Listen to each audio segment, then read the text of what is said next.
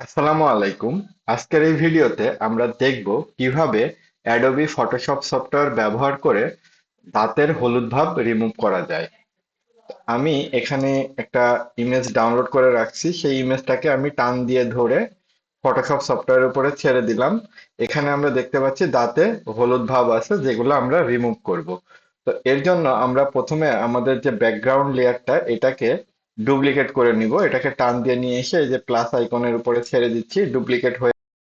এবার আমরা হচ্ছে ফিল অর অ্যাডজাস্টমেন্ট লেয়ারে এখানে ক্লিক করব। করার পরে হিউ স্যাচুরেশন এখানে আসবো। এখানে আসার পরে যেহেতু আমরা এখানে হলুদ ভাবটা রিমুভ করবো, সো আমি মাস্টার থেকে ইয়েলো করে নিচ্ছি। তারপরে স্যাচুরেশন যেটা আছে সেটাকে -100 করে দিব এবং লাইটনেসটাকে +100 করে দিব। এখন আমরা দেখতে পাচ্ছি যে দাঁত সাদা হয়েছে, সেই সাথে সাথে স্কিনের কালারও কিন্তু সাদা হয়ে গেছে। সো এখন আমরা যেটা করব, এই মাস্কটাকে ইনভার্স করে নিব।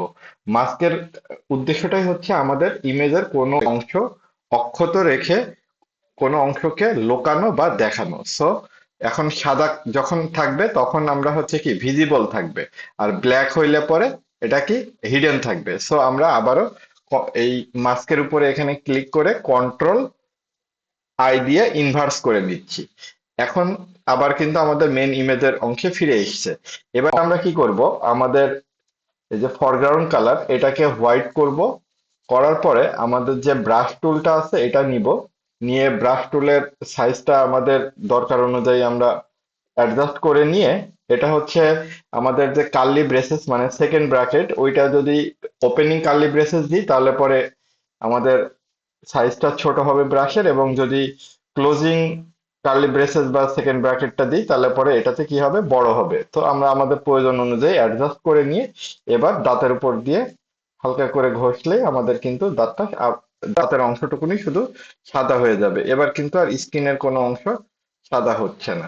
তো এখন যদি আমাদের কাছে মনে হয় যে দাঁতটা বেশি সাদা হয়ে গেছে, এতটা সাদা আমি চাচ্ছি না, সাদার ভাবটা আর একটু কমাতে যাচ্ছি, তাহলে পরে কি করব, আমি এই যে অপাসিটিটাকে একটু কমায় দিতে পারি।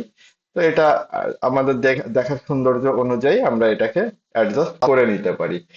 এইভাবে আমরা হিউ অ্যান্ড স্যাচুরেশন ব্যবহার করে দাঁতের হলুদ ভাব রিমুভ করতে পারি। ধন্যবাদ সবাইকে।